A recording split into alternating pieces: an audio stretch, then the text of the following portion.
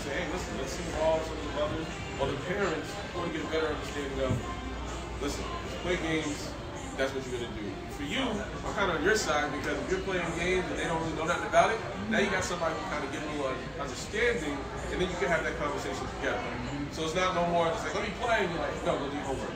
Or let me play, and you can't get into it. It's more like, okay, you gotta watch how you're playing this. Are you really good at it? It's like any other sport. If you have a child who plays football, you know, you can see, you understand that game. You're like, oh, he's really good. You know, let's you know, get him training. Let's get him coaching. Let's kind of get behind him. Video games, that's not wasting time. So with that being said, when it comes to video games, there are sponsorships, there's scholarships, there's a lot of opportunities. The high schools are slowly getting into it. Middle schools are starting to pay attention to it, but colleges have really boomed into it. Like colleges have rooms that are kind of set up like this, with all of their information totally decked out for kids to kind of come and play a part of their team. And that's the stuff that you normally see that's going on. And did everybody see about the Fortnite, that $3 million that kid won? So that's just like a little snippet of what's being shown to you. And it's not really a full understanding of how can that actually be a reality, not necessarily monetarily, but what can be a reality for the future. There's jobs that are going to be created behind it, jobs such as in forensics, medical, all of that stuff, because it's becoming such a digitized world, and this is the world that your youth is living in, and even though they're being introduced to it through video games, those video games and that hand-to-eye coordination, that understanding, that friend that you may meet tomorrow that may go on to college, that might be the next whoever, they probably all play video games.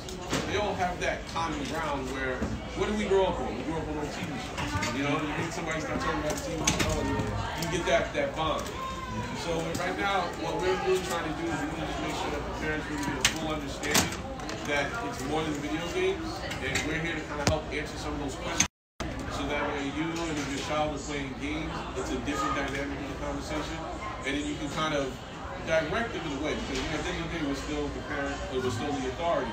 So we still have some control over what they may play, but we can kind of put certain things in place to say, listen, you know, why do you play this? I play for fun. Or I play it because I, you know, want to connect and make some friends.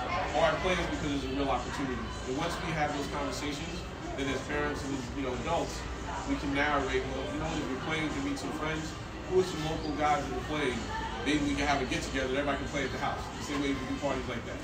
So I've done pretty much my talking for now. I might jump back in a little bit later to answer some of your questions.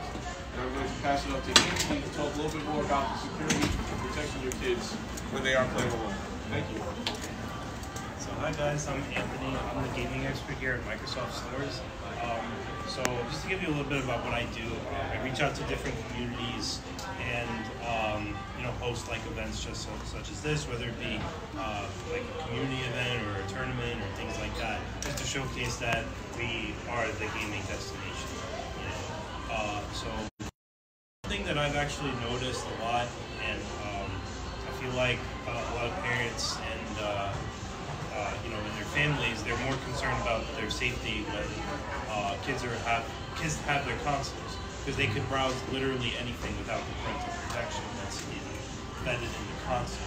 And to do that, there's a lot of parental settings or restrictions that you can set, and that you know, that's like not really touched up upon too much. So I have a presentation to kind of show you that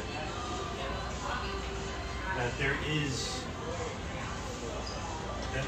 more to it than just, you know, sitting in front of a screen and playing like anything that your kid can do and he doesn't understand it. So you can block that as part of your Xbox setting. So a little bit of what we're covering is setting up a child account. Like if you have an Xbox at home, even it could be a PlayStation, like any console that you have has parental settings. So basically what you're doing as the parent is setting those rules